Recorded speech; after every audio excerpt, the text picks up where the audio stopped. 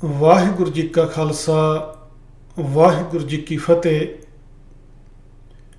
ਸਿੱਖੀ ਦੀ ਰਹਿਤ 35 ਮਹਾਂਪੁਰਖਾਂ ਦੀ ਬਾਣੀ ਹੈ, ਜਿਸ ਨੂੰ ਕਿ ਗੁਰੂ ਸਾਹਿਬ ਜੀ ਨੇ ਆਪ ਸ੍ਰੀ ਗੁਰੂ ਗ੍ਰੰਥ ਸਾਹਿਬ ਜੀ ਦੇ ਅੰਦਰ ਸੰਪਾਦਿਤ ਕੀਤਾ ਔਰ ਆਪ ਆਪਣੇ ਜੀਵਨ ਕਾਲ ਦੇ ਅੰਦਰ ਗੁਰੂ ਸਾਹਿਬਾਨਾਂ ਨੇ ਜਿਸ ਨੂੰ ਪ੍ਰਚਾਰਿਆ। ਪਰ ਜਿਵੇਂ ਕਿ ਮੈਂ ਆਪਣੀ ਪਿਛਲੀ ਵੀਡੀਓ ਦੇ ਵਿੱਚ ਬੜੇ ਵਿਸਥਾਰ ਦੇ ਨਾਲ ਇਸ ਗੱਲ ਦੇ ਉੱਤੇ ਚਰਚਾ ਕੀਤੀ ਸੀ ਕਿ ਗੁਰੂ ਗੋਬਿੰਦ ਸਿੰਘ ਪਾਤਸ਼ਾਹ ਜੀ ਦੇ ਇਸ ਸੰਸਾਰ ਤੋਂ ਜਾਣ ਤੋਂ ਚਿਰ ਸਮੇਂ ਬਾਅਦ ਸਿੱਖ ਸਮਾਜ ਦੇ ਅੰਦਰ ਅਨੇਕਾਂ ਤਰ੍ਹਾਂ ਦੇ ਰਹਿਤਨਾਮੇ ਪ੍ਰਚਲਿਤ ਹੋ ਗਏ, ਜਿਨ੍ਹਾਂ ਰਹਿਤਨਾਮਿਆਂ ਨੂੰ ਲਿਖਣ ਵਾਲਿਆਂ ਨੇ ਆਪਣੀਆਂ ਮਨੌਤਾਂ ਨੂੰ ਰਹਿਤ ਦੱਸ ਕੇ ਉਹਨਾਂ ਰਹਿਤਨਾਮਿਆਂ ਦੇ ਵਿੱਚ ਅੰਕਿਤ ਕੀਤਾ ਔਰ ਆਪਣੀਆਂ ਮਨੌਤਾਂ ਨੂੰ ਅੰਕਿਤ ਕਰਨ ਵੇਲੇ ਉਹਨਾਂ ਨੇ ਇਸ ਗੱਲ ਦੀ ਵੀ ਪਰਵਾਹ ਨਹੀਂ ਕੀਤੀ ਕਿ ਕੀ ਸਾਡੀਆਂ ਮਨੌਤਾਂ ਗੁਰੂ ਗ੍ਰੰਥ ਸਾਹਿਬ ਜੀ ਦੀ ਵਿਚਾਰਧਾਰਾ ਦੇ ਅਨੁਕੂਲ ਹਨ ਜਾਂ ਨਹੀਂ। ਔਰ ਦੂਸਰਾ ਵੱਡਾ ਗੁਨਾਹ ਉਹਨਾਂ ਲਿਖਾਰੀਆਂ ਨੇ ਇਹ ਕੀਤਾ ਕਿ ਜਿਹੜੇ ਰਹਿਤਨਾਮੇ ਉਹਨਾਂ ਨੇ ਲਿਖੇ, ਉਹਨਾਂ ਰਹਿਤਨਾਮਿਆਂ ਨੂੰ ਗੁਰੂ ਗੋਬਿੰਦ ਸਿੰਘ ਪਾਤਸ਼ਾਹ ਜੀ ਦੇ ਨਿਕਟਵਰਤੀ ਉਹਨਾਂ ਦੀ ਹਜ਼ੂਰੀ ਦੇ ਵਿੱਚ ਰਹਿਣ ਵਾਲੇ ਸਿੱਖਾਂ ਦੇ ਨਾਵਾਂ ਦੇ ਨਾਲ ਜੋੜ ਕੇ ਪੇਸ਼ ਕੀਤਾ ਗਿਆ, ਤਾਂ ਜੋ ਉਹਨਾਂ ਦੇ ਲਿਖੇ ਹੋਏ ਇਹ ਰਹਿਤਨਾਮੇ ਸਿੱਖ ਸਮਾਜ ਦੇ ਅੰਦਰ ਵੱਧ ਤੋਂ ਵੱਧ ਪ੍ਰਵਾਨਿਤ ਹੋ ਸਕਣ। ਅੱਜ ਮੈਂ ਜਿਸ ਰਹਿਤਨਾਮੇ ਦੀ ਗੱਲ ਆਪ ਜੀ ਦੇ ਨਾਲ ਕਰਨੀ ਹੈ ਉਹ ਹੈ ਭਾਈ ਪ੍ਰਹਿਲਾਦ ਸਿੰਘ ਦੇ ਨਾਮ ਦੇ ਉੱਤੇ ਲਿਖਿਆ ਹੋਇਆ ਇੱਕ ਰਹਿਤਨਾਮਾ, ਜੋ ਕਿ ਆਕਾਰ ਦੇ ਵਿੱਚ ਕੋਈ ਬਹੁਤਾ ਵੱਡਾ ਨਹੀਂ, 2.5-3 ਪੇਜ ਹਨ, ਕੇਵਲ 38 ਕੋ ਬੰਦ ਹਨ ਉਸ ਰਹਿਤਨਾਮੇ ਦੇ। ਪਰ ਉਸ ਰਹਿਤਨਾਮੇ ਦੀਆਂ ਕੁਝ ਪੰਕਤੀਆਂ ਐਸੀਆਂ ਹਨ ਜੋ ਕਿ ਸਾਡੇ ਸਿੱਖ ਸਮਾਜ ਦੇ ਅੰਦਰ ਸਾਡੇ ਸਿੱਖ ਪ੍ਰਚਾਰਕਾਂ ਵੱਲੋਂ ਬਹੁਤ ਜ਼ਿਆਦਾ ਪ੍ਰਚਲਿਤ ਕੀਤੀਆਂ ਗਈਆਂ ਹਨ। ਉਹ ਰਹਿਤਨਾਮਾ ਜੋ ਭਾਈ ਪ੍ਰਹਿਲਾਦ ਸਿੰਘ ਦੇ ਨਾਮ ਦੇ ਨਾਲ ਜੋੜਿਆ ਗਿਆ ਹੈ, ਉਸ ਨੂੰ ਵੀ ਇਸੇ ਤਰੀਕੇ ਦੇ ਨਾਲ ਪੇਸ਼ ਕੀਤਾ ਗਿਆ ਹੈ ਕਿ ਭਾਈ ਪ੍ਰਹਿਲਾਦ ਸਿੰਘ ਇਹ ਗੁਰੂ ਗੋਬਿੰਦ ਸਿੰਘ ਪਾਤਸ਼ਾਹ ਜੀ ਦਾ ਨਿਕਟਵਰਤੀ ਸਿੱਖ ਸੀ ਔਰ ਇਸ ਨੇ ਜਿਹੜਾ ਇਹ ਰਹਿਤਨਾਮਾ ਲਿਖਿਆ ਹੈ ਇਹ ਗੁਰੂ ਗੋਬਿੰਦ ਸਿੰਘ ਪਾਤਸ਼ਾਹ ਜੀ ਦਾ ਮੁੱਖ ਵਾਕ ਹੈ। ਸਾਡੇ ਪ੍ਰਚਾਰਕਾਂ ਨੇ ਇਸੇ ਤਰੀਕੇ ਦੇ ਨਾਲ ਇਸ ਰਹਿਤਨਾਮੇ ਦਾ ਪ੍ਰਚਾਰ ਕੀਤਾ ਕਿ ਗੁਰੂ ਗੋਬਿੰਦ ਸਿੰਘ ਜੀ ਨੇ ਆਪਣੇ ਮੁਖ ਤੋਂ ਬੋਲ ਕੇ ਭਾਈ ਪ੍ਰਹਿਲਾਦ ਸਿੰਘ ਨੂੰ ਲਿਖਵਾਇਆ ਹੈ। ਜੋ ਕੁਝ ਭਾਈ ਪ੍ਰਹਿਲਾਦ ਸਿੰਘ ਨੇ ਲਿਖਿਆ ਹੈ ਉਹ ਕੁਝ ਲਿਖਿਆ ਹੈ ਜੋ ਗੁਰੂ ਗੋਬਿੰਦ ਸਿੰਘ ਪਾਤਸ਼ਾਹ ਜੀ ਨੇ ਆਪ ਆਪਣੇ ਮੂੰਹੋਂ ਬੋਲ ਕੇ ਭਾਈ ਪ੍ਰਹਿਲਾਦ ਸਿੰਘ ਨੂੰ ਲਿਖਵਾਇਆ ਹੈ, ਜਦ ਕਿ ਇਹ ਬਾਤ ਸਰਾਸਰ ਝੂਠ ਹੈ, ਸਰਾਸਰ ਗਲਤ ਹੈ। ਗੁਰੂ ਗੋਬਿੰਦ ਸਿੰਘ ਪਾਤਸ਼ਾਹ ਜੀ ਦੇ ਕਿਸੇ ਵੀ ਹਜ਼ੂਰੀ ਸਿੱਖ ਨੇ, ਕਿਸੇ ਵੀ ਨਿਕਟਵਰਤੀ ਸਿੱਖ ਨੇ ਕੋਈ ਅਜਿਹਾ ਰਹਿਤਨਾਮਾ ਨਹੀਂ ਲਿਖਿਆ ਔਰ ਨਾ ਹੀ ਗੁਰੂ ਗੋਬਿੰਦ ਸਿੰਘ ਪਾਤਸ਼ਾਹ ਜੀ ਨੇ ਆਪਣੇ ਮੁਖ ਤੋਂ ਕਿਸੇ ਨੂੰ ਕੋਈ ਰਹਿਤਨਾਮਾ ਲਿਖਵਾਇਆ ਹੈ। ਜਿਤਨੇ ਵੀ ਇਹ ਰਹਿਤਨਾਮੇ ਹੋਂਦ ਦੇ ਵਿੱਚ ਆਏ ਹਨ, ਇਹ ਸਾਰੇ ਦੇ ਸਾਰੇ ਰਹਿਤਨਾਮੇ ਗੁਰੂ ਗੋਬਿੰਦ ਸਿੰਘ ਪਾਤਸ਼ਾਹ ਜੀ ਦੇ ਇਸ ਸੰਸਾਰ ਤੋਂ ਜਾਣ ਤੋਂ ਚਿਰ ਸਮੇਂ ਬਾਅਦ ਵਿੱਚ ਜਾ ਕੇ ਹੋਂਦ ਵਿੱਚ ਆਏ ਹਨ। ਖੈਰ, ਭਾਈ ਪ੍ਰਹਿਲਾਦ ਸਿੰਘ ਦਾ ਰਹਿਤਨਾਮਾ, ਜਿਸ ਦੀਆਂ ਕਿ ਅਨੇਕਾਂ ਪੰਕਤੀਆਂ ਹਨ ਜਿਹੜੀਆਂ ਕਿ ਬਹੁਤ ਜ਼ਿਆਦਾ ਪ੍ਰਚਲਿਤ ਹਨ, ਜੋ ਸਾਡੇ ਸਿੱਖ ਪ੍ਰਚਾਰਕਾਂ ਨੇ, ਚਾਹੇ ਉਹ ਮਿਸ਼ਨਰੀ ਕਾਲਜਾਂ ਦੇ ਪ੍ਰਚਾਰਕ ਸਨ, ਚਾਹੇ ਉਹ ਸੰਪਰਦਾਇ ਪ੍ਰਚਾਰਕ ਸਨ, ਉਹਨਾਂ ਨੇ ਇਹਨਾਂ ਪੰਕਤੀਆਂ ਨੂੰ ਬਹੁਤ ਜ਼ਿਆਦਾ ਪ੍ਰਚਾਰਿਆ, ਜਿਨ੍ਹਾਂ ਦੇ ਵਿੱਚ ਇਹ ਪੰਕਤੀ ਕਿ ਸਿੱਖ ਹੋਏ ਸਿਰ ਟੋਪੀ ਧਰੈ 7 ਜਨਮ ਕੁਸ਼ਟੀ ਹੋਏ ਮਰੇ, ਕਿ ਜਿਹੜਾ ਕੋਈ ਸਿੱਖ ਆਪਣੇ ਸਿਰ ਦੇ ਉੱਤੇ ਟੋਪੀ ਲੈਂਦਾ ਹੈ ਉਹ ਸਿੱਖ ਜਿਹੜਾ ਹੈ 7 ਜਨਮ ਕੋੜੀ ਹੋ ਕੇ ਮਰਦਾ ਹੈ। ਇਹ ਭਾਈ ਪ੍ਰਹਿਲਾਦ ਸਿੰਘ ਦਾ ਹੀ ਲਿਖਿਆ ਹੋਇਆ ਹੈ। ਫਿਰ ਇਸ ਰਹਿਤਨਾਮੇ ਦੇ ਅੰਦਰ ਇਹ ਵੀ ਲਿਖਿਆ ਮਿਲਦਾ ਹੈ ਕਿ ਪਾਗ ਉਤਾਰ ਪ੍ਰਸ਼ਾਦ ਜੋ ਖਾਵੇ ਸੋ ਸਿੱਖ ਕੁੰਭੀ ਨਰਕ ਸਿਧਾਵੇ, ਕਿ ਜਿਹੜਾ ਕੋਈ ਮਨੁੱਖ ਨੰਗੇ ਸਿਰ ਲੰਗਰ ਛਕਦਾ ਹੈ, ਪ੍ਰਸ਼ਾਦ ਛਕਦਾ ਹੈ, ਉਹ ਸਿੱਖ ਜਿਹੜਾ ਹੈ ਉਹ ਕੁੰਭੀ ਨਰਕ ਦੇ ਵਿੱਚ ਪੈਂਦਾ ਹੈ। ਜਦੋਂ ਤੁਸੀਂ ਇਸ ਰਹਿਤਨਾਮੇ ਨੂੰ ਪੜ੍ਹਦੇ ਹੋ ਤੇ ਇਸ ਰਹਿਤਨਾਮੇ ਨੂੰ ਪੜ੍ਹਦਿਆਂ ਹੋਇਆਂ ਇਸ ਦੇ ਲਿਖਾਰੀ ਦੀ ਜਿਹੋ ਜੀ ਸੋਚ, ਜਿਹੋ ਜੀ ਮਾਨਸਿਕਤਾ, ਜਿਹੋ ਜੀ ਉਹਦੀ ਬੋਲੀ ਸਾਡੇ ਸਾਹਮਣੇ ਆਉਂਦੀ ਹੈ, ਉਹ ਮਾਨਸਿਕਤਾ, ਉਹ ਬੋਲੀ ਗੁਰੂ ਗੋਬਿੰਦ ਸਿੰਘ ਪਾਤਸ਼ਾਹ ਜੀ ਦੇ ਸੁਭਾਅ ਦੇ ਨਾਲ, ਗੁਰੂ ਗੋਬਿੰਦ ਸਿੰਘ ਪਾਤਸ਼ਾਹ ਜੀ ਦੀ ਸ਼ਖਸੀਅਤ ਦੇ ਨਾਲ ਕਿਧਰੇ ਮੇਲ ਨਹੀਂ ਖਾਂਦੀ। ਜਿੱਥੋਂ ਤੁਹਾਨੂੰ ਇਹ ਬਿਲਕੁਲ ਸਾਫ਼ ਸਪਸ਼ਟ ਹੋ ਜਾਂਦਾ ਹੈ ਕਿ ਇਹ ਜਿਹੜੀਆਂ ਗੱਲਾਂ ਲਿਖੀਆਂ ਜਾ ਰਹੀਆਂ ਹਨ, ਕਦੇ ਵੀ ਗੁਰੂ ਗੋਬਿੰਦ ਸਿੰਘ ਪਾਤਸ਼ਾਹ ਮਹਾਰਾਜ ਜੀ ਨੇ ਆਪਣੇ ਮੁਖ ਤੋਂ ਨਹੀਂ ਆਖੀਆਂ ਹੋਵਣਗੀਆਂ। ਮੈਂ ਤੁਹਾਨੂੰ ਸਕਰੀਨ ਦੇ ਉੱਪਰ ਦਿਖਾਉਂਦਾ ਹਾਂ ਕਿ ਇਸ ਰਹਿਤਨਾਮੇ ਦੇ ਅੰਦਰ ਇਹ ਵੀ ਲਿਖਿਆ ਹੋਇਆ ਹੈ ਕਿ ਗੁਰੂ ਗੋਬਿੰਦ ਸਿੰਘ ਜੀ ਨੇ ਇਹ ਗੱਲ ਆਖੀ ਕਿ ਜੇ ਕੋਈ ਮੇਰਾ ਹੁਕਮ ਨਹੀਂ ਮੰਨੇਗਾ, ਤੁਸੀਂ ਸਕਰੀਨ ਦੇ ਉੱਪਰ ਦੇਖ ਲਓ, ਲਿਖਿਆ ਹੋਇਆ ਕਿ ਮੇਰਾ ਹੁਕਮ ਮੰਨੇ ਨਹੀਂ, ਕਰੇ ਨਾ ਸਿੱਖ ਕੀ ਸੇਵ। ਜਿਹੜਾ ਕੋਈ ਮਨੁੱਖ ਮੇਰਾ ਹੁਕਮ ਨਹੀਂ ਮੰਨੇਗਾ, ਜਿਹੜਾ ਕੋਈ ਮਨੁੱਖ ਸਿੱਖਾਂ ਦੀ ਸੇਵਾ ਨਹੀਂ ਕਰੇਗਾ, ਉਸ ਨੂੰ ਕਿਹੜੀ ਉਪਾਧੀ ਦਿੱਤੀ ਜਾ ਰਹੀ ਹੈ ਗੁਰੂ ਗੋਬਿੰਦ ਸਿੰਘ ਜੀ ਵੱਲੋਂ? ਇਸ ਰਹਿਤਨਾਮੇ ਦੇ ਲਿਖਾਰੀ ਭਾਈ ਪ੍ਰਹਿਲਾਦ ਸਿੰਘ ਅਨੁਸਾਰ ਕਹਿੰਦੇ ਵੀ ਮੇਰੋ ਹੁਕਮ ਮੰਨੇ ਨਹੀਂ, ਕਰੇ ਨਾ ਸਿੱਖ ਕੀ ਸੇਵ, ਸੋ ਬੀਰਜ ਮਲੇਸ਼ ਕੋ ਪ੍ਰਗਟ ਪਛਾਨੋ ਭੇਵ। ਮਲੇਸ਼ ਕਹਿੰਦੇ ਨੇ ਪਾਪੀ ਨੂੰ। ਉਹਨਾਂ ਸਮਿਆਂ ਦੇ ਅੰਦਰ ਮਲੇਸ਼ ਸ਼ਬਦ ਜਿਹੜਾ ਹੈ ਤੁਰਕਾਂ ਵਾਸਤੇ, ਮੁਸਲਮਾਨਾਂ ਵਾਸਤੇ ਵਰਤਿਆ ਜਾਂਦਾ ਸੀ। ਤੇ ਭਾਈ ਪ੍ਰਹਿਲਾਦ ਸਿੰਘ ਕਹਿੰਦੇ ਨੇ ਕਿ ਗੁਰੂ ਗੋਬਿੰਦ ਸਿੰਘ ਜੀ ਨੇ ਆਪਣੇ ਮੁਖ ਤੋਂ ਇਹ ਗੱਲ ਆਖੀ ਕਿ ਜੇ ਕੋਈ ਮੇਰਾ ਹੁਕਮ ਨਹੀਂ ਮੰਨਦਾ, ਜੇ ਕੋਈ ਸਿੱਖਾਂ ਦੀ ਸੇਵਾ ਨਹੀਂ ਕਰਦਾ, ਤੇ ਉਹ ਮਨੁੱਖ ਜਿਹੜਾ ਹੈ ਕਿਸੇ ਮਲੇਸ਼ ਦਾ ਵੀਰਜ ਹੋਵੇਗਾ, ਕਿਸੇ ਮੁਸਲਮਾਨ ਦਾ, ਕਿਸੇ ਤੁਰਕ ਦਾ ਵੀਰਜ ਹੋਵੇਗਾ।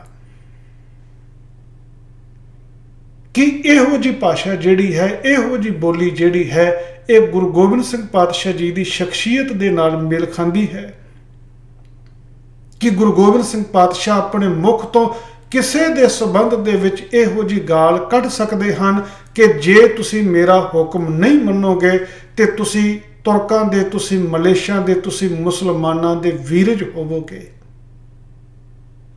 ਦੋ ਵਾਰੀ ਇਹ ਸ਼ਬਦ ਇਸ ਰਹਿਤਨਾਮੇ ਦੇ ਅੰਦਰ ਵਰਤਿਆ ਹੈ। ਅਗਾਂਹ ਵੀ ਲਿਖਿਆ ਹੈ ਕਿ ਜੇ ਕੋਈ ਮਨੁੱਖ ਜਿਹੜਾ ਹੈ ਗੋਲਕ ਦੇ ਵਿੱਚ ਪੈਸੇ ਨਹੀਂ ਪਾਉਂਦਾ, ਜਾਂ ਗੋਲਕ ਦੇ ਪੈਸੇ ਦੀ ਜੇ ਕੋਈ ਮਨੁੱਖ ਦੁਰਵਰਤੋਂ ਕਰਦਾ ਹੈ, ਜੇ ਕੋਈ ਕਾਰ ਭੇਟਾ ਜਿਹੜੀ ਹੈ ਉਹ ਆਪਣੀ ਜਮ੍ਹਾਂ ਨਹੀਂ ਕਰਵਾਉਂਦਾ, ਉਹਦੇ ਵਾਸਤੇ ਵੀ ਅੱਗੇ ਇਸ ਦੇ 10ਵੇਂ ਬੰਦ ਦੇ ਵਿੱਚ ਉਹ ਸ਼ਬਦ ਵਰਤਿਆ ਹੋਇਆ ਕਿ ਸੋ ਬੀਰਜ ਮਲੇਸ਼ ਕੋ ਜਾਣ, ਸੁਨ ਭਾਈ ਪ੍ਰਹਿਲਾਦ ਸੋ ਜਾਣ। ਇਹ ਸਿਆਣੇ ਭਾਈ ਪ੍ਰਹਿਲਾਦ ਸੋਹਣਾ, ਜਿਹੜਾ ਕੋਈ ਮਨੁੱਖ ਕਾਰ ਭੇਟਾ ਜਮ੍ਹਾਂ ਨਹੀਂ ਕਰਵਾਉਂਦਾ, ਜਿਹੜਾ ਕੋਈ ਮਨੁੱਖ ਗੋਲਕ ਨੂੰ ਲੁਕਾਉਂਦਾ ਹੈ, ਉਹ ਮਨੁੱਖ ਮਲੇਸ਼ ਦਾ ਵੀਰਜ ਹੈ। ਉਸ ਮਨੁੱਖ ਨੂੰ ਮਲੇਸ਼ ਦਾ ਵੀਰਜ ਸਮਝ। ਇਸ ਰਹਿਤਨਾਮੇ ਦਾ ਲਿਖਾਰੀ ਕਹਿੰਦਾ ਕਿ ਇਹ ਗੱਲ ਗੁਰੂ ਗੋਬਿੰਦ ਸਿੰਘ ਜੀ ਨੇ ਆਪਣੇ ਮੁਖ ਤੋਂ ਬੋਲ ਕੇ ਮੈਨੂੰ ਲਿਖਵਾਈ ਹੈ। ਜਦੋਂ ਇਸ ਰਹਿਤਨਾਮੇ ਦੀ ਸ਼ੁਰੂਆਤ ਹੁੰਦੀ ਹੈ, ਤੁਸੀਂ ਸਕਰੀਨ ਦੇ ਉੱਪਰ ਦੇਖੋ, ਉੱਥੇ ਲਿਖਿਆ ਹੋਇਆ ਹੈ ਕਿ ਇੱਕ ਤੇ ਉੱਥੇ ਇਹ ਦੱਸਿਆ ਹੈ ਕਿ ਇਹ ਰਹਿਤਨਾਮਾ ਕਿੱਥੇ ਬੈਠ ਕੇ ਲਿਖਿਆ ਗਿਆ। ਪਹਿਲਾ ਬੰਦ ਹੈ, ਕਿਉਂਕਿ ਸ਼ੁਰੂ ਕਰਨ ਤੋਂ ਉੱਪਰ ਇਸ ਦੇ ਮੁੱਖ ਵਾਕ ਪਾਤਸ਼ਾਹੀ 10ਵੀਂ ਲਾਲ ਦਰਿਆਈ ਕੇ ਪ੍ਰਥਾਏ ਦੋਹਰਾ ਇਹ ਲਿਖਿਆ ਹੋਇਆ ਹੈ। ਮੁੱਖ ਵਾਕ ਪਾਤਸ਼ਾਹੀ 10ਵੀਂ ਲਿਖਿਆ ਹੋਇਆ ਹੈ। ਤੇ ਪਹਿਲਾ ਦੋਹਰਾ ਇਸ ਦਾ ਇਹ ਹੈ ਕਿ ਅਬ ਚਲ ਨਗਰ ਬੈਠੇ ਗੁਰੂ ਮਨ ਮਹਿ ਕੀਆ ਵਿਚਾਰ, ਕਿ ਜਦੋਂ ਇਹ ਰਹਿਤਨਾਮਾ ਲਿਖਵਾਇਆ ਉਸ ਵੇਲੇ ਗੁਰੂ ਗੋਬਿੰਦ ਸਿੰਘ ਜੀ ਅਬ ਚਲ ਨਗਰ ਦੇ ਵਿੱਚ ਬੈਠੇ ਹੋਏ ਸਨ। ਬੋਲਿਆ ਪੂਰਾ ਸਤਿਗੁਰੂ ਕਰ ਨਮਸਕਾਰ ਕਰਤਾਰ, ਹੁਕਮ ਹੋਆ ਪ੍ਰਹਿਲਾਦ ਸਿੰਘ ਵਿਪਰ ਜਾਤ ਹੰਸ ਰਾਏ, ਨਿਕਟ ਬੁਲਾਇਆ ਗੁਰੂ ਜੀ ਲੀਨੋ ਕੰਠ ਲਗਾਏ, ਪੰਥ ਚਲਿਓ ਹੈ ਜਗਤ ਮੈਂ ਗੁਰੂ ਨਾਨਕ ਪ੍ਰਸਾਦ, ਰਹਿਤ ਬਤਾਈਏ ਖਾਲਸੇ ਸੁਣ ਭਾਈ ਪ੍ਰਹਿਲਾਦ। ਕਿ ਅਬਚਲ ਨਗਰ ਦੀ ਧਰਤੀ ਦੇ ਉੱਤੇ ਗੁਰੂ ਗੋਬਿੰਦ ਸਿੰਘ ਪਾਤਸ਼ਾਹ ਜੀ ਬੈਠੇ ਨੇ। ਉਹਨਾਂ ਨੇ ਪ੍ਰਹਿਲਾਦ ਸਿੰਘ ਨੂੰ ਆਪਣੇ ਕੋਲ ਬੁਲਾਇਆ ਹੈ ਤੇ ਪ੍ਰਹਿਲਾਦ ਸਿੰਘ ਨੂੰ ਆਖਿਆ ਹੈ ਕਿ ਇਹ ਭਾਈ ਪ੍ਰਹਿਲਾਦ ਸੁਣ, ਖਾਲਸਾ ਪੰਥ ਅਸਾਂ ਨੇ ਚਲਾਇਆ ਹੈ ਤੇ ਅਸੀਂ ਖਾਲਸੇ ਪੰਥ ਦੀ ਰਹਿਤ ਜਿਹੜੀ ਹੈ ਉਹ ਤੁਹਾਨੂੰ ਦੱਸਦੇ ਹਾਂ।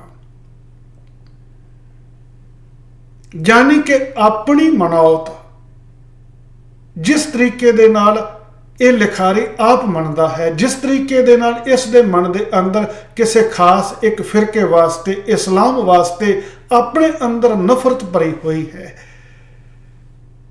उस नफरत का प्रगटावा कर रहा है अपने बोलों नूं गुरु गोबिंद सिंह पातशाह महाराज जी के मूँह दे विच पा के।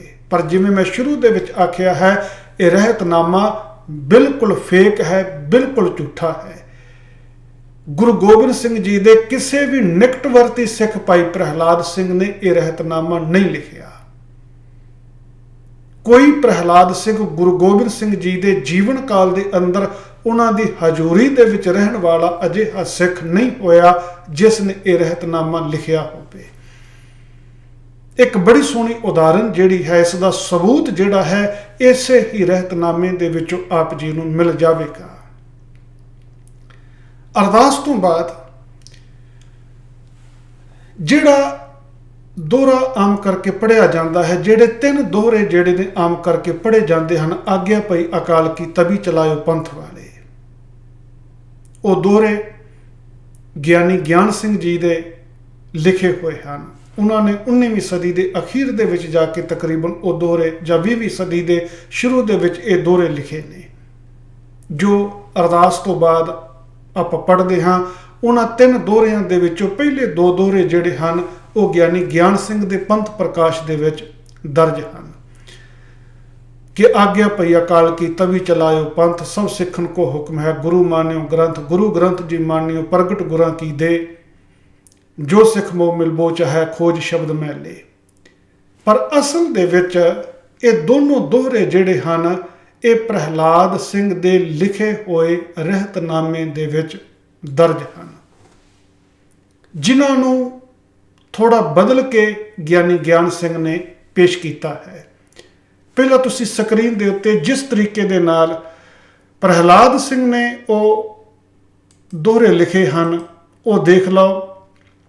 ਉਹਦੇ ਵਿੱਚ 30वां दोहरा है कि अकाल पुरख के बचन स्यों प्रगट चलायो पंथ, सब सिखन को बचन है गुरु मानियो ग्रंथ। ये भाई प्रहलाद सिंह दे लिखे हुए रहतनामे का 30वां दोहरा है।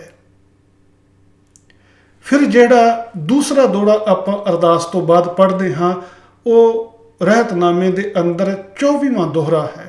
उत्थे लिखिया गुरु खालसा मानिए प्रगट गुरु की दे, जो सिख मोह मिलबो चाहे खोज इनो मैले,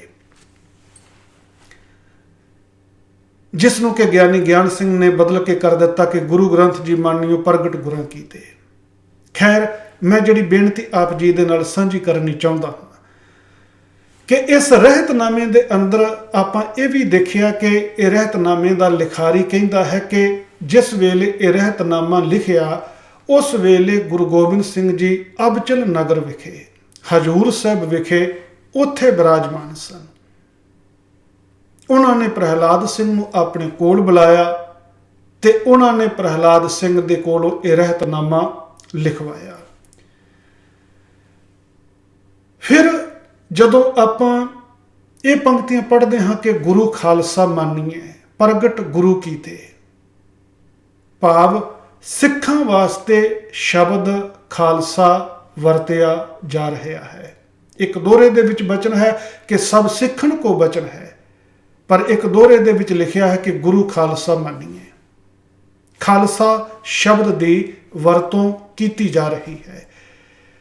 पर इसे ही रहतनामे के अखीर के उत्ते जदों असी पढ़ते हाँ, उत्थे इस रहतनामे नूं लिखण दा साल लिखिया होया है कि यह रहतनामा किहड़े साल दे विच, किहड़ी संमत दे विच, किन्नी तारीख नूं लिखिया गया। ते जिस वेले तुसी वो तारीख देखोगे, जिस वेले तुसी वो साल देखोगे, तुहानूं पता चल जाएगा कि इस सारे रहतनामे दे विच किधरे ना किधरे कई तरह की गड़बड़ जिहड़ी है वो जरूर की गई है। वो पंक्तियां तुसी स्क्रीन के उपर देखो, उत्थे लिखिया है कि संबत 1700 पए बरख 52 निहार, माघवदी थित पंचमी रविवार शुभवार। रविवार का अर्थ है ऐतवार, कि दिन ऐतवार का सी। ਮਾਘ ਵਦੀ ਥਿਤ ਪੰਚਮੀ, ਮਾਘ ਦੇ ਮਹੀਨੇ ਦੇ ਹਨੇਰੇ ਪੱਖ ਦੀ 5ਵੀਂ ਤਾਰੀਖ ਸੀ, ਭਾਵ ਪੁੰਨਿਆਂ ਤੋਂ ਬਾਅਦ 5ਵਾਂ ਦਿਨ ਸੀ। ਤੇ ਸਾਲ ਕਿਹੜਾ ਸੀ?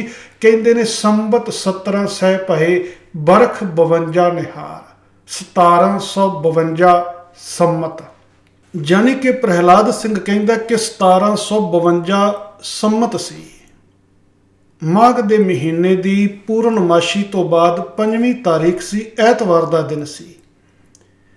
ਤੇ ਜੇ 1752 ਸੰਮਤ ਦੇ ਵਿੱਚੋਂ ਆਪਾਂ 57 ਕੱਢ ਕੇ ਉਸ ਦਾ ਈਸਵੀ ਸਨ ਪਤਾ ਕਰਨਾ ਹੋਵੇ ਤਾਂ ਉਹ ਈਸਵੀ ਸਨ 1695 ਬਣਦਾ ਹੈ।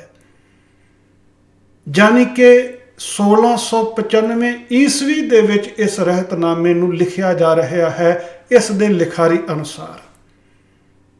ਤੇ 1695 ਈਸਵੀ ਦੇ ਵਿੱਚ ਤੇ ਅਜੇ ਖਾਲਸੇ ਦੀ ਸਾਜਨਾ ਵੀ ਨਹੀਂ ਸੀ ਹੋਈ। ਤੇ ਖਾਲਸੇ ਦੀ ਜੇਕਰ ਉਸ ਵੇਲੇ ਤੱਕ ਸਾਜਨਾ ਨਹੀਂ ਸੀ ਹੋਈ ਤੇ ਇਸ ਦਾ ਲਿਖਾਰੀ ਆਪਣੇ ਰਹਿਤਨਾਮੇ ਦੇ ਅੰਦਰ ਖਾਲਸਾ ਸ਼ਬਦ ਦੀ ਵਰਤੋਂ ਕਿਸ ਤਰੀਕੇ ਦੇ ਨਾਲ ਕਰ ਰਿਹਾ ਹੈ। ਚਲੋ ਕੁਝ ਸਮੇਂ ਵਾਸਤੇ ਅਸੀਂ ਇਸ ਗੱਲ ਨੂੰ ਵੀ ਮੰਨ ਲਈਏ ਕਿ ਉਸ ਵੇਲੇ ਖਾਲਸਾ ਸ਼ਬਦ ਜਿਹੜਾ ਸੀ ਇਹ ਪ੍ਰਚਲਿਤ ਹੋ ਚੁੱਕਾ ਹੋਵੇਗਾ, ਪਰ ਸ਼ੁਰੂ ਦੇ ਵਿੱਚ ਇਹ ਲਿਖਾਰੀ ਕਹਿੰਦਾ ਹੈ ਕਿ ਗੁਰੂ ਗੋਬਿੰਦ ਸਿੰਘ ਜੀ ਨੇ ਇਹ ਰਹਿਤਨਾਮਾ ਜਿਹੜਾ ਮੈਨੂੰ ਲਿਖਾਇਆ ਹੈ ਇਹ ਅਬਚਲ ਨਗਰ ਦੀ ਧਰਤੀ ਦੇ ਉੱਤੇ ਲਿਖਵਾਇਆ ਸੀ, ਹਜੂਰ ਸਾਹਿਬ ਦੀ ਧਰਤੀ ਦੇ ਉੱਤੇ ਲਿਖਵਾਇਆ ਸੀ। 1695 ਈਸਵੀ ਤੱਕ ਨਾ ਤੇ ਗੁਰੂ ਗੋਬਿੰਦ ਸਿੰਘ ਪਾਤਸ਼ਾਹ ਜੀ ਨੇ ਅਜੇ ਖਾਲਸਾ ਪੰਥ ਦੀ ਸਾਜਨਾ ਕੀਤੀ ਸੀ ਔਰ ਨਾ ਗੁਰੂ ਗੋਬਿੰਦ ਸਿੰਘ ਪਾਤਸ਼ਾਹ ਜੀ ਹਜੂਰ ਸਾਹਿਬ ਅਬਚਲ ਨਗਰ ਦੀ ਧਰਤੀ ਦੇ ਉੱਤੇ ਅਪੜੇ ਸਨ। 1708 ਈਸਵੀ ਦੇ ਵਿੱਚ ਗੁਰੂ ਗੋਬਿੰਦ ਸਿੰਘ ਪਾਤਸ਼ਾਹ ਜੀ ਹਜੂਰ ਸਾਹਿਬ ਵਿਖੇ ਪਹੁੰਚੇ ਹਨ। ਔਰ ਇੱਕ ਗੱਲ ਹੋਰ ਵੀ ਯਾਦ ਰੱਖਣ ਵਾਲੀ ਹੈ ਕਿ ਉਸ ਵੇਲੇ ਉਸ ਨਗਰ ਦਾ ਨਾਮ ਜਿਹੜਾ ਸੀ ਨਾਦੇੜ ਸੀ। ਹਜੂਰ ਸਾਹਿਬ ਨਾਮ ਜਾਂ ਅਬਚਲ ਨਗਰ ਨਾਮ ਜਿਹੜਾ ਹੈ ਇਹ ਗੁਰੂ ਗੋਬਿੰਦ ਸਿੰਘ ਪਾਤਸ਼ਾਹ ਜੀ ਦੇ ਸਰੀਰ ਤਿਆਗਣ ਤੋਂ ਬਾਅਦ ਦੇ ਵਿੱਚ ਹੋਂਦ ਦੇ ਵਿੱਚ ਆਇਆ। ਗੁਰੂ ਗੋਬਿੰਦ ਸਿੰਘ ਪਾਤਸ਼ਾਹ ਮਹਾਰਾਜ ਜੀ ਦੇ ਸਮੇਂ ਤੱਕ ਉਸ ਨਗਰ ਨੂੰ ਨਾਦੇੜ ਹੀ ਆਖਿਆ ਜਾਂਦਾ ਸੀ। ਅਬਚਲ ਨਗਰ ਨਾਮ ਜਿਹੜਾ ਹੈ ਸਿੱਖਾਂ ਨੇ ਗੁਰੂ ਗੋਬਿੰਦ ਸਿੰਘ ਪਾਤਸ਼ਾਹ ਜੀ ਦੇ ਚਲਾਣੇ ਤੋਂ ਲੰਬੇ ਸਮੇਂ ਬਾਅਦ ਰੱਖਿਆ ਸੀ। ਹੁਣ ਇਹ ਲਿਖਾਰੀ ਸ਼ੁਰੂ ਇਸ ਰਹਿਤਨਾਮੇ ਨੂੰ ਇੱਥੋਂ ਕਰਦਾ ਹੈ ਕਿ ਗੁਰੂ ਗੋਬਿੰਦ ਸਿੰਘ ਪਾਤਸ਼ਾਹ ਜੀ ਅਬਚਲ ਨਗਰ ਦੀ ਧਰਤੀ ਦੇ ਉੱਤੇ ਬੈਠੇ ਹੋਏ ਹਨ, ਜਦ ਕਿ ਗੁਰੂ ਸਾਹਿਬ ਜੀ ਦੇ ਜੀਵਨ ਕਾਲ ਦੇ ਅੰਦਰ ਉਸ ਨਗਰ ਦਾ ਨਾਮ ਅਬਚਲ ਨਗਰ ਪਿਆ ਹੀ ਨਹੀਂ ਸੀ। ਔਰ ਇਸ ਰਹਿਤਨਾਮੇ ਨੂੰ ਖਤਮ ਕਰਦਾ ਹੋਇਆ ਲਿਖਾਰੀ ਕਹਿੰਦਾ ਹੈ ਕਿ ਗੁਰੂ ਗੋਬਿੰਦ ਸਿੰਘ ਪਾਤਸ਼ਾਹ ਜੀ ਨੇ ਇਹ ਰਹਿਤਨਾਮਾ ਮੈਨੂੰ 1752 ਸੰਮਤ ਭਾਵ 1695 ਈਸਵੀ ਨੂੰ ਲਿਖਵਾਇਆ, ਜਦੋਂ ਕਿ ਉਸ ਵੇਲੇ ਤੱਕ ਨਾ ਤੇ ਅਜੇ ਖਾਲਸੇ ਦੀ ਸਾਜਨਾ ਹੋਈ ਸੀ ਔਰ ਨਾ ਹੀ ਗੁਰੂ ਗੋਬਿੰਦ ਸਿੰਘ ਪਾਤਸ਼ਾਹ ਜੀ ਨਾਦੇੜ ਦੀ ਧਰਤੀ ਦੇ ਉੱਤੇ ਅਜੇ ਅਪੜੇ ਸਨ। ਇਸ ਰਹਿਤਨਾਮੇ ਦੇ ਨਕਲੀ ਹੋਣ ਦਾ ਇਸ ਤੋਂ ਵੱਡਾ ਸਬੂਤ ਤੁਹਾਨੂੰ ਹੋਰ ਕਿਸੇ ਜਗ੍ਹਾ ਤੋਂ ਲੱਭਣ ਦੀ ਜ਼ਰੂਰਤ ਨਹੀਂ ਪਵੇਗੀ। ਮੈਂ ਫਿਰ ਅਖੀਰ ਦੇ ਵਿੱਚ ਇਹ ਗੱਲ ਦੁਹਰਾ ਦਿਆਂ ਕਿ ਕੋਈ ਵੀ ਰਹਿਤਨਾਮਾ ਗੁਰੂ ਗੋਬਿੰਦ ਸਿੰਘ ਪਾਤਸ਼ਾਹ ਜੀ ਦਾ ਮੁੱਖ ਵਾਕ ਨਹੀਂ ਹੈ। ਸਿੱਖ ਸਮਾਜ ਦਾ ਰਹਿਤਨਾਮਾ ਕੇਵਲ ਤੇ ਕੇਵਲ ਗੁਰੂ ਗ੍ਰੰਥ ਸਾਹਿਬ ਜੀ ਦੀ ਬਾਣੀ ਹੈ, ਜਿਸ ਨੂੰ ਗੁਰੂ ਸਾਹਿਬਾਨਾਂ ਨੇ ਆਪ ਆਪਣੇ ਜੀਵਨ ਕਾਲ ਦੇ ਅੰਦਰ ਸੰਪਾਦਿਤ ਕੀਤਾ, ਸੰਭਾਲਿਆ, ਪ੍ਰਚਾਰਿਆ ਔਰ ਜਿਸ ਦੇ ਲੜ ਸਾਨੂੰ ਸਾਰਿਆਂ ਨੂੰ ਲਗਾਇਆ। ਇਸ ਤੋਂ ਇਲਾਵਾ ਹੋਰ ਜਿਤਨੇ ਵੀ ਰਹਿਤਨਾਮੇ ਹੋਂਦ ਦੇ ਵਿੱਚ ਆਏ ਹਨ ਉਹ ਸਾਰੇ ਦੇ ਸਾਰੇ ਰਹਿਤਨਾਮੇ ਗੁਰੂ ਸਾਹਿਬਾਨਾਂ ਦੇ ਇਸ ਸੰਸਾਰ ਤੋਂ ਚਲਾਣੇ ਤੋਂ ਲੰਬੇ ਸਮੇਂ ਬਾਅਦ ਦੇ ਵਿੱਚ ਹੋਂਦ ਦੇ ਵਿੱਚ ਆਏ ਹਨ ਔਰ ਇਹੀ ਕਾਰਨ ਹੈ ਉਹ ਰਹਿਤਨਾਮੇ ਇੱਕ ਦੂਸਰੇ ਦੇ ਨਾਲ ਮੇਲ ਨਹੀਂ ਖਾਂਦੇ। ਨਹੀਂ ਤੇ ਅਜਿਹਾ ਕਦੇ ਵੀ ਨਹੀਂ ਹੋ ਸਕਦਾ ਕਿ ਗੁਰੂ ਗੋਬਿੰਦ ਸਿੰਘ ਪਾਤਸ਼ਾਹ 10 ਜਾਣਿਆਂ ਨੂੰ ਰਹਿਤਨਾਮੇ ਲਿਖਵਾ ਰਹੇ ਹੋਵਣ, ਇੱਕ ਨੂੰ ਕੁਝ ਹੋਰ ਲਿਖਵਾ ਰਹੇ ਹੋਵਣ, ਦੂਸਰੇ ਨੂੰ ਕੁਝ ਹੋਰ ਲਿਖਵਾ ਰਹੇ ਹੋਵਣ, ਤੀਸਰੇ ਨੂੰ ਕੁਝ ਹੋਰ ਲਿਖਵਾ ਰਹੇ ਹੋਵਣ। ਇਹ ਵੱਖੋ ਵੱਖਰੇ ਰਹਿਤਨਾਮੇ ਜੇ ਹੋਂਦ ਦੇ ਵਿੱਚ ਆਏ ਨੇ ਤਾਂ ਇਸ ਦਾ ਕਾਰਨ ਇਹੀ ਹੈ ਕਿ ਇਹਨਾਂ ਰਹਿਤਨਾਮਿਆਂ ਦੇ ਲਿਖਾਰੀਆਂ ਨੇ ਕੇਵਲ ਤੇ ਕੇਵਲ ਆਪਣੀਆਂ ਮਨੌਤਾਂ ਹੀ ਇਹਨਾਂ ਰਹਿਤਨਾਮਿਆਂ ਦੇ ਵਿੱਚ ਦਰਜ ਕੀਤੀਆਂ ਹਨ, ਪਰ ਆਪਣੀਆਂ ਮਨੌਤਾਂ ਸਿੱਖ ਸਮਾਜ ਦੇ ਅੰਦਰ ਵੱਧ ਤੋਂ ਵੱਧ ਪ੍ਰਵਾਨ ਹੋ ਸਕਣ, ਇਸ ਵਾਸਤੇ ਉਹਨਾਂ ਨੇ ਆਪਣੀਆਂ ਇਹਨਾਂ ਲਿਖਤਾਂ ਨੂੰ ਗੁਰੂ ਸਾਹਿਬ ਜੀ ਦੇ ਨਿਕਟਵਰਤੀ ਸਿੱਖਾਂ ਦੇ ਨਾਵਾਂ ਦੇ ਨਾਲ ਜੋੜਿਆ ਔਰ ਇਸ ਤਰੀਕੇ ਦੇ ਨਾਲ ਪੇਸ਼ ਕੀਤਾ ਕਿ ਇਹ ਰਹਿਤਨਾਮੇ ਗੁਰੂ ਗੋਬਿੰਦ ਸਿੰਘ ਪਾਤਸ਼ਾਹ ਜੀ ਨੇ ਆਪ ਆਪਣੇ ਮੁਖ ਤੋਂ ਲਿਖਵਾਏ ਹਨ। ਆਉਣ ਵਾਲੇ ਸਮੇਂ ਦੇ ਅੰਦਰ ਕੁਝ ਹੋਰ ਰਹਿਤਨਾਮਿਆਂ ਦੀ ਵਿਚਾਰ ਵੀ ਮੈਂ ਆਪ ਜੀ ਦੇ ਨਾਲ ਸਾਂਝੀ ਕਰਨ ਦਾ ਯਤਨ ਕਰਾਂਗਾ। ਵਾਹਿਗੁਰੂ ਜੀ ਕਾ ਖਾਲਸਾ, ਵਾਹਿਗੁਰੂ ਜੀ ਕੀ ਫਤਿਹ।